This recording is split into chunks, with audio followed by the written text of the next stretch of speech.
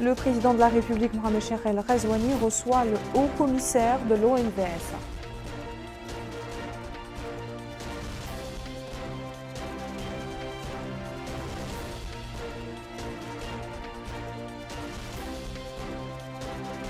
Le ministre des Affaires étrangères affirme du haut de la tribune des Nations Unies que notre pays a réalisé des avancées notoires sur la voie de valeurs, d'égalité, d'équité et la promotion de la démocratie.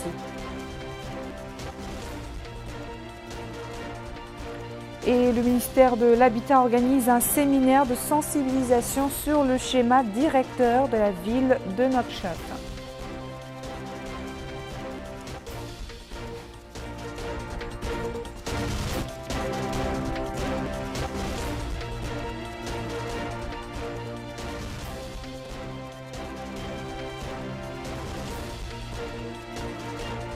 Bonsoir, nous ouvrons cette édition par ce décret rendu public ce soir par la présidence de la République portant sur remaniement partiel du gouvernement.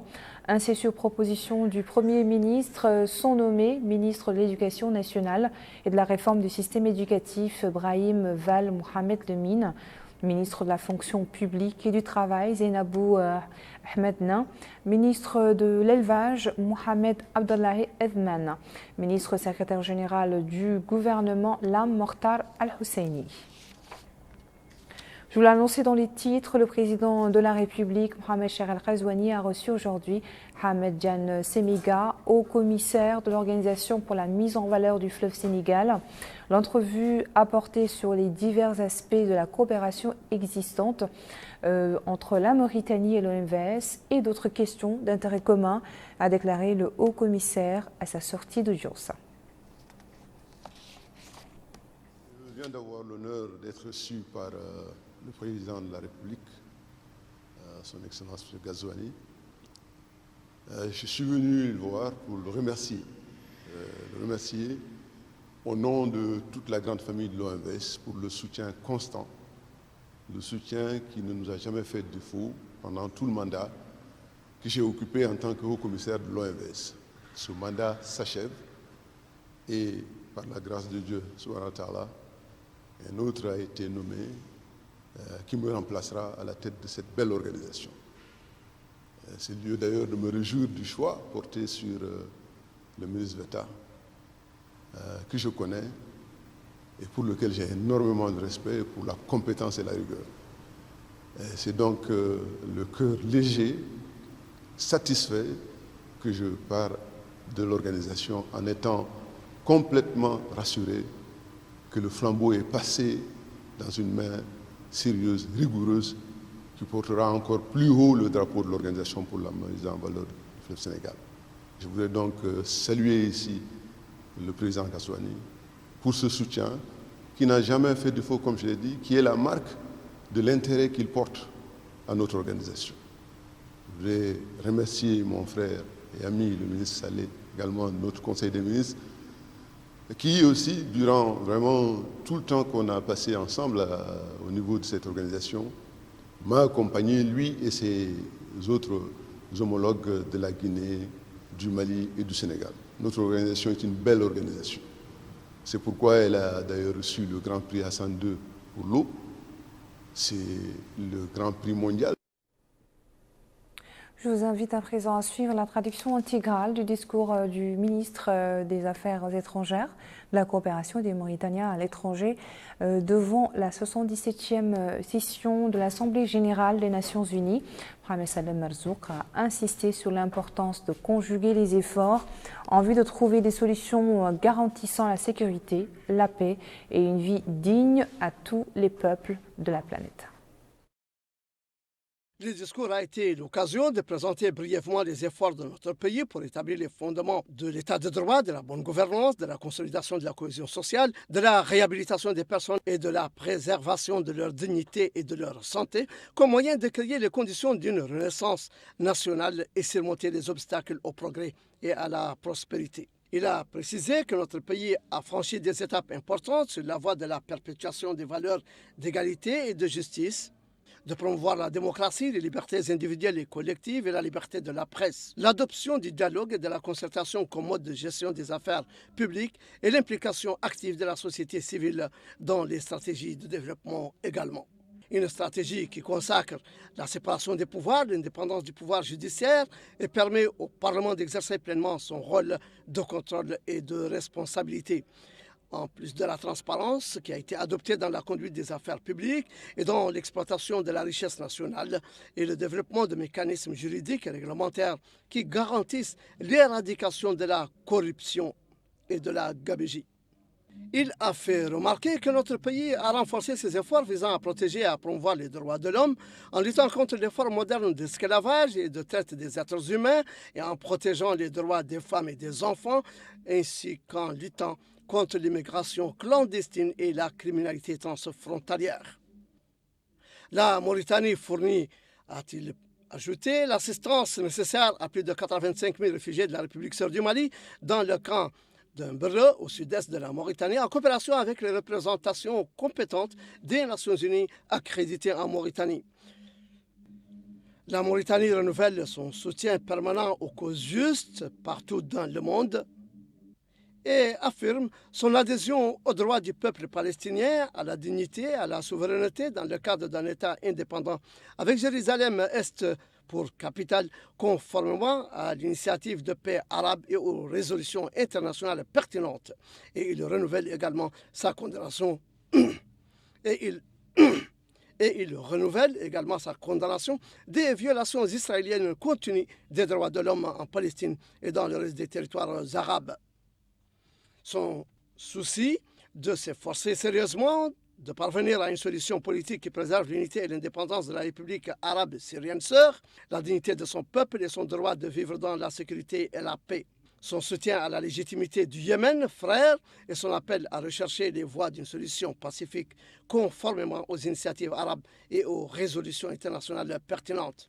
Sa position ferme sur le conflit du Sahara occidental et son soutien aux efforts des Nations Unies et à toutes les résolutions pertinentes du Conseil de sécurité visant à trouver une solution durable et acceptable pour tous.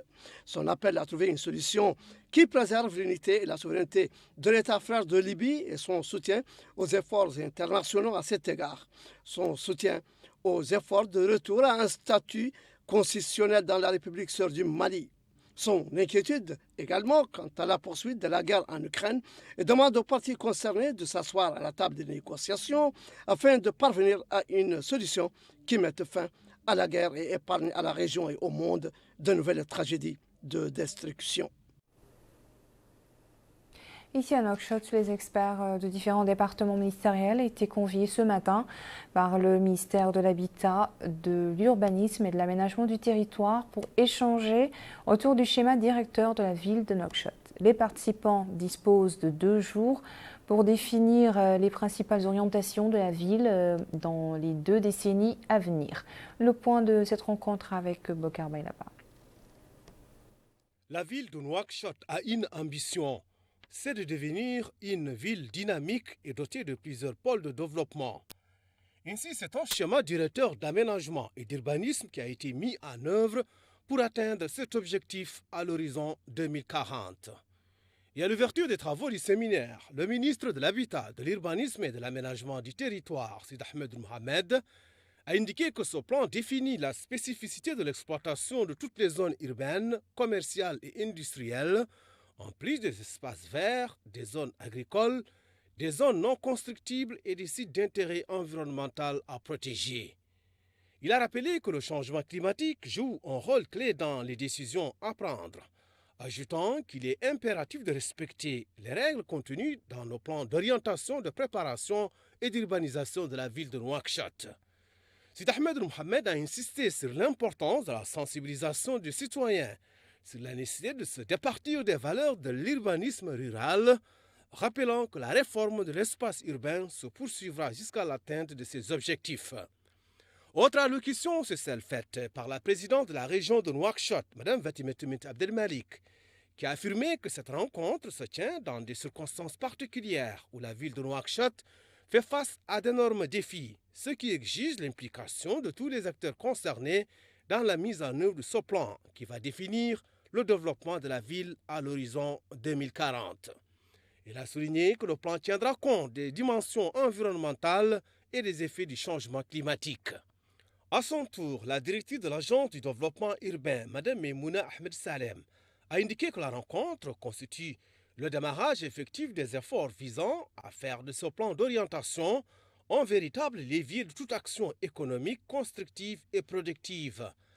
Elle a rappelé qu'il est du devoir de tous d'œuvrer pour la promotion et la modernisation de la ville de Nouakchott qui constitue la vitrine du pays. Pour rappel, la ville de Nouakchott a connu une croissance démographique très rapide ces dernières années. Dans une aire urbaine en extension où la densité de population est de 50 habitants par hectare, les enjeux de mobilité deviennent de plus en plus importants pour les habitants. La ville d'Atar, dans laquelle la ministre de l'Action sociale, de l'Enfance et de la Famille a supervisé ce soir le démarrage des activités du programme Femmes productrices en Adrar, et ce, dans le cadre du programme Mes priorités élargies du président de la République. Programme qui vise à renforcer le développement local et l'appui aux activités féminines pour contribuer à la réalisation de la prospérité sociale. Safia Ntaha a visité les musées de Atouizek et d'Amatil, ainsi que certaines auberges sur lesquelles des informations lui ont été fournies relatives à leur contribution dans la promotion et la conservation du patrimoine matériel de l'Adrar et la promotion du tourisme dans la wilaya. Retour à Nouakchott pour parler du séminaire organisé ce lundi par le commissariat aux droits de l'homme, à l'action humanitaire et aux relations avec la société civile, avec le mécanisme de protection des victimes de la traite. Une rencontre de 3 jours qui vise à renforcer les connaissances des participants sur la problématique de la traite des êtres humains. Un récit signé Aminata Khan. Cette rencontre est intitulée « Formation sur les mécanismes de protection des victimes de la traite » et ses objectifs sont le renforcement des connaissances des 20 bénéficiaires sur la question de la traite pour consolider leur capacité à accompagner les victimes de traite en favorisant les échanges d'expériences entre les 20 bénéficiaires et de leurs connaissances pratiques dans le domaine de la protection des victimes. Il s'agit aussi de comprendre l'infraction de traite des personnes. Présent à la rencontre, l'adjoint du commissaire aux droits de l'homme et à l'action humanitaire et aux relations avec la société civile, Rassoul Oulkhal, a indiqué que cette rencontre va permettre aux participants de renforcer leurs connaissances dans le domaine de la compréhension et de la conception du crime de la traite dans ses différentes formes, notamment sous l'angle du cadre juridique international, des législations nationales y afférentes, ainsi que les voies de la lutte contre la traite et de la protection des victimes.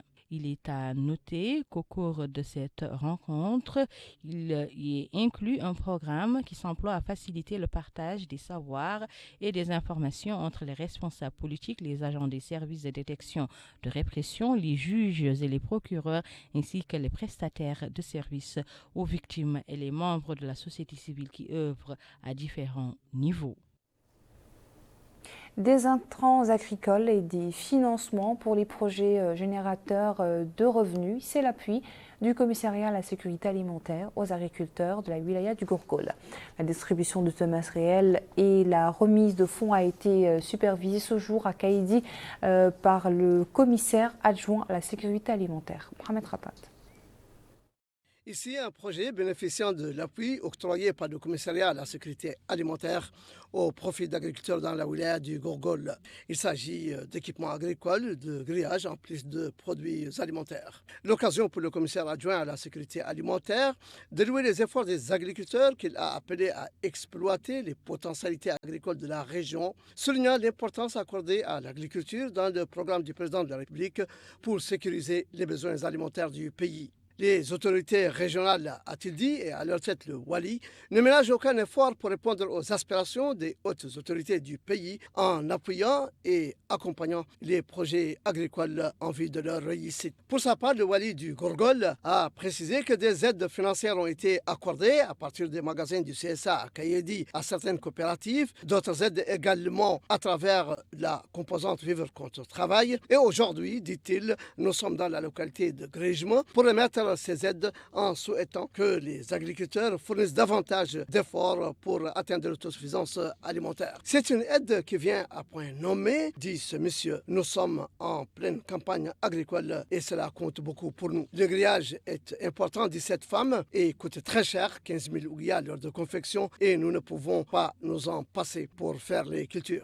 Il convient de noter que le commissariat à la sécurité alimentaire a également distribué des aides financières au profit de 16 projets générateurs de revenus pour les ménages à faible revenu.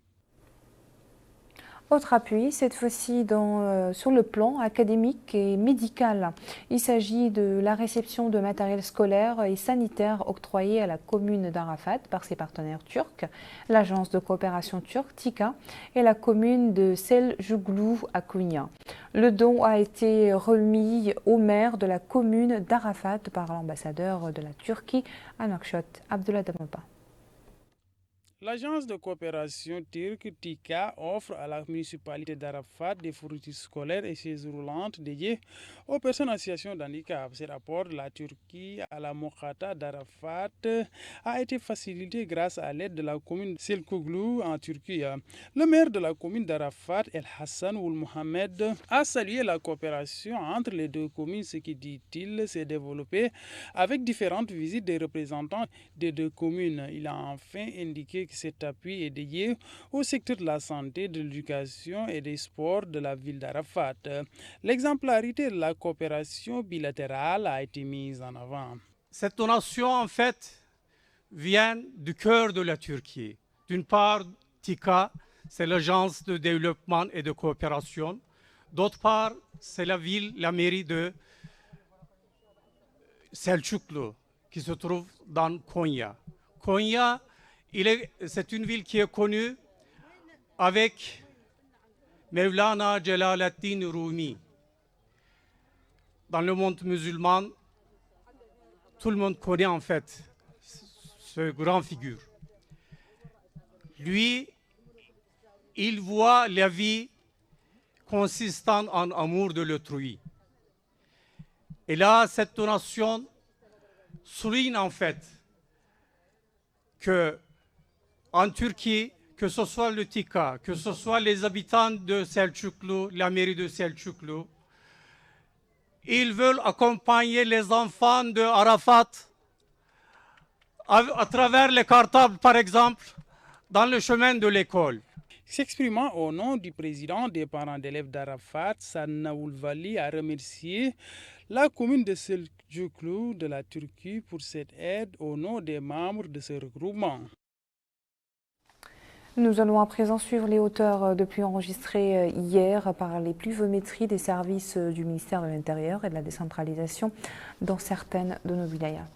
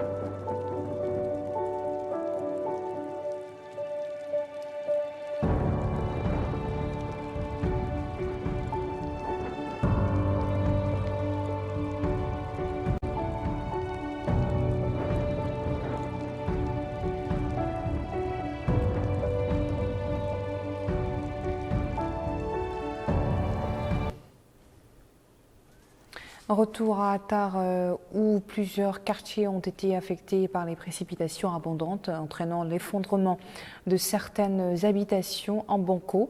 Ce lundi, le Wali s'est rendu dans les quartiers sinistrés pour évaluer l'ampleur des dégâts. Amine Khlil. La visite nocturne d'urgence qu'a effectuée le Wali de l'Adrar, M. Jack Abdelrazak, en compagnie des autorités administratives et sécuritaires de la wilaya, avait pour objectif de s'enquérir de près de l'état des habitations et des dégâts causés par les récentes pluies torrentielles, notamment dans les quartiers d'Ambarka Ouamara, Koueke et Tineri. La célérité avec laquelle les autorités publiques ont procédé permettra de constater les dégâts en temps réel pour planifier l'aide qui convient aux populations sinistrées. Celles-ci ont exprimé leur satisfaction de la réactivité des autorités locales qui ont évacué certaines familles en situation difficile vu que les eaux ont menacé de destruction plusieurs habitations. Des pluies torrentielles déversées sur la ville d'Attar ont causé d'importants dégâts tels que l'écroulement de certains logements et la chute de certains barrages. Une situation qui a donné lieu à une réunion immédiate de la commission régionale des urgences, présidée par le Wali de l'Adrar, M. Jack Abdelrazak, une réunion qui vise à étudier la situation et proposer des solutions qui conviennent. Pendant ce temps, les équipes de l'Office national de l'assainissement poursuivent l'opération d'exfiltration des eaux dans les quartiers et les rues inondées de la ville d'Attar. Aminata Khan. Les dernières pluies qui se sont abattues sur la ville d'Attar ont causé de nombreux dégâts dans certains quartiers de la ville, comme ici à Haïmbarka, une périphérie de la ville où ces chefs de famille indignés ont déclaré à notre micro qu'elles ne savent plus à quel sens se vouer et ont déclaré que les pluies ont occasionné de nombreux dégâts matériels dans leur demeure et qu'ils vivent actuellement sous les eaux. Les autorités compétentes ont mis en place une commission d'intervention d'urgence en collaboration avec l'Office national de l'assainissement et c'est le Wali en personne qui supervise les opérations d'évacuation des eaux de pluie. À notre micro, il a indiqué que la forte pluie d'hier soir a carrément enclavé certains quartiers de la ville d'Attar ainsi que certaines artères de la capitale, indiquant que les agents de l'Office national de l'assainissement, en collaboration avec les autorités administratives et sécuritaires, poursuivent le travail de terrain et ne ménagent aucun effort. Et à Tijikja, des dizaines de jeunes filles ont entamé une formation visant à renforcer leur aptitude dans les prises de décision ainsi qu'à renforcer leur connaissance en termes de bonne gouvernance et de participation dans les différents volets du développement. Abdullah Damaba. L'objectif de cet atelier est de permettre à la gente féminine de mieux faire entendre sa voix. Il s'agit de renforcer les capacités des femmes afin de leur faciliter l'accès aux centres de décision locales. Organisées par l'association de la jeunesse de Tijija, ces rencontres profitent à 100 jeunes de celui-là et à Mokhtar Ould Ahmed Baba, conseiller chargé des affaires politiques et sociales du Wali d'Itagan, a déclaré que cet atelier bénéficie aux jeunes des 3 Moukhata de la wilaya. Il a aussi mis en avant le programme des hautes autorités du pays dans le cadre de l'autonomisation économique et sociale des femmes et jeunes du pays. Cette rencontre qui va être ponctuée par des présentations, des échanges et rencontres de sensibilisation a été organisée à l'aide de l'apport du projet Fajr de l'ambassade de France. Madame Aïcha Al-Khalifa, présidente de l'association des jeunes de Tijija, a déclaré que ce projet comprend 2 phases. La première est la formation de 20 jeunes de la Moukhata de Tijija, 30 de la Moukhata de Tichit. Et la deuxième phase constitue la formation de 20 jeunes de la Moukhata de Tijija et 30 de la Moukhata de Moujeria. Rappelons que cet atelier s'étale sur 2 jours. À présent, nous refermons cette édition par la ville d'Ayoun, dans laquelle se poursuit la campagne de vaccination des enfants contre la rougeole. Najia Jeikani. À Ayoun, les équipes du ministère de la Santé poursuivent leurs opérations de vaccination des enfants contre la rougeole.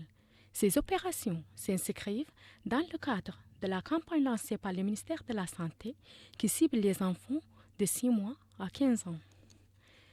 Les autorités sanitaires locales ont déployé des équipes mobiles et d'autres fixes dans les différents quartiers de la ville d'Ayoun pour assurer la vaccination du plus grand nombre d'enfants ciblés par cette campagne. S'exprimant à cette occasion, le médecin-chef du centre d'Ayoun, M. Hamaoulin, a indiqué que c'est le 4e jour de la campagne de vaccination. Il a exhorté les citoyens d'en profiter de cette campagne et de se rendre massivement au centre hospitalier pour prémunir leurs enfants contre cette maladie.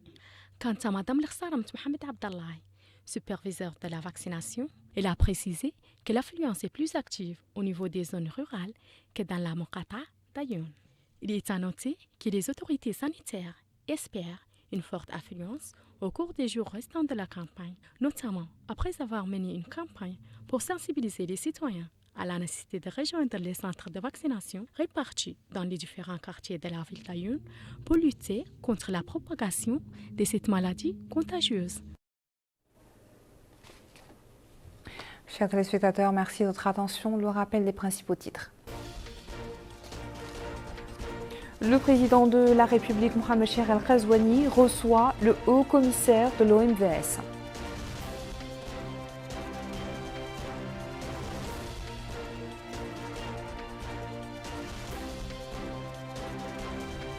Le ministre des Affaires étrangères affirme du haut de la tribune des Nations Unies que la Mauritanie a réalisé des avancées notoires sur la voie de valeurs, de l'égalité, de l'équité et de la promotion de la démocratie.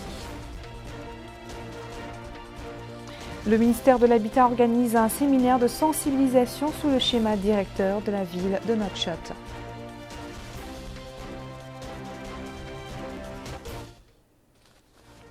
Le programme continue sur El Mauritania. Je vous retrouve dans quelques instants pour votre émission Zoom sur.